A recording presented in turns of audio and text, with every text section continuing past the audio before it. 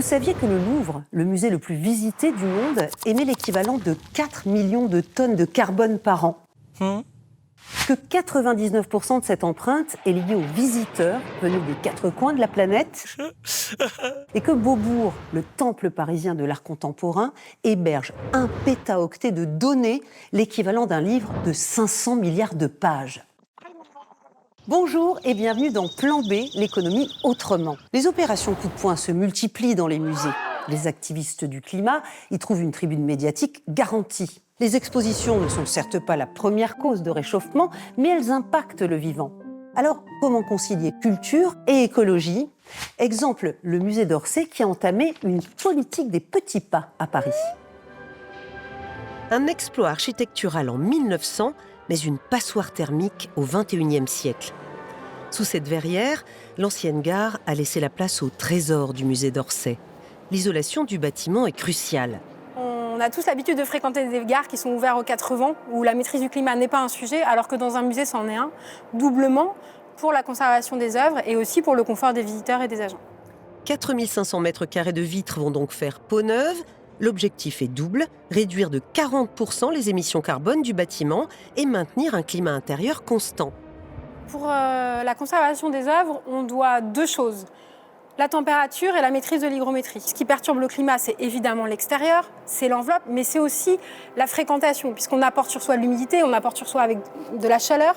La conservation des œuvres fait l'objet d'un consensus international, une température entre 16 et 25 degrés Celsius et une humidité de 40 à 60% maximum. La marge de manœuvre est étroite. Autre levier possible, améliorer le transport. L'exposition dont je reviens de Hong Kong, par exemple, toutes les œuvres ont été transportées en 4 vols différents. Il s'agissait de vols passagers. Lors de cette opération, nous avons fait un très gros travail justement sur les emballages, avec notamment la réduction des mousses. Donc on a trouvé des mousses qui coûtent certes plus cher, mais qui sont beaucoup plus fines et qui absorbent les chocs. Résultat, des colis moins lourds, donc un transport moins cher. Et moins polluant. Ces considérations impactent jusqu'à l'organisation des expositions. Les conservateurs renoncent parfois à faire venir des œuvres de trop loin. Particularité d'Orsay, ces collections datent de l'industrialisation, période qui sert de référence aux climatologues. Quand on parle de réchauffement climatique, donc à +1, +2, +3 degrés, c'est toujours par rapport à la moyenne de cette période, donc 1850-1900. Pour sensibiliser son public, Orsay lance donc l'opération 100 œuvres pour le climat. 50 tableaux exposés ici et 50 prêtés à des musées français, dont cette toile de Lionel Walden, les docks de Cardiff. Les fumées, les usines, les ports, les grands ports, les grandes villes, les gares, tous ces points vraiment qui sont vraiment des signaux de ce changement de monde où, donc on parle d'anthropocène, c'est le moment où l'homme va vraiment commencer à avoir un impact sur la planète, sur le climat. Reste que le tout premier impact écologique du musée, ce sont ses visiteurs. 92% des émissions carbone. C'est la grande difficulté du secteur. Seule solution aujourd'hui, des jauges pour limiter les entrées, moins d'œuvres venant de l'étranger et des expositions qui durent le plus longtemps possible.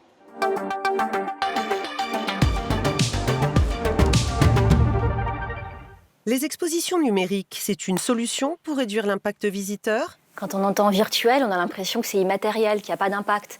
En fait, une exposition virtuelle, c'est des tournages, c'est des caméras, c'est des casques de VR, c'est aussi des déplacements de visiteurs. Donc, ça a un impact très réel sur le climat, mais pas que, aussi sur des ressources naturelles, sur l'eau, le sable.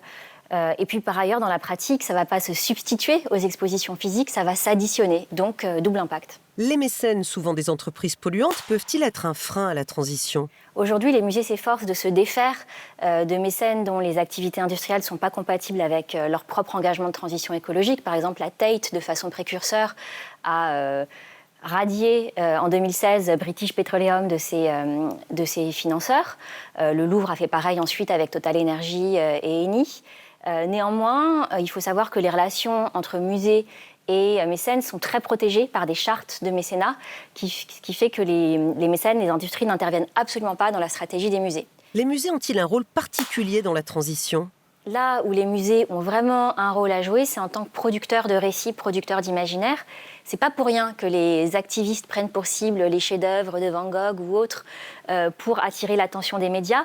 C'est vraiment parce que les musées sont un carrefour symbolique entre le monde d'avant et ce que pourrait être le monde d'après.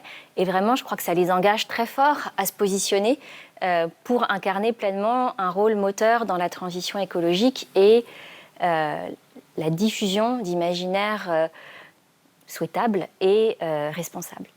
Et ailleurs dans le monde, quelles solutions pour rendre les musées moins polluants ? Au large de Cancún, au Mexique, le musée contemporain de la ville a créé une exposition sous-marine. 450 sculptures investies par la faune aquatique attendent plongeurs ou passagers d'un bateau à fond transparent. Il a quand même fallu immerger 120 tonnes de béton et de gravier entre 4 et 10 mètres, mais pour la bonne cause, protéger une zone corallienne voisine abîmée par le surtourisme. Plan B au musée, c'est fini. Retrouvez tous nos épisodes sur le site internet de France 24, X, Facebook ou sur mes pages LinkedIn et Instagram. Hasta luego!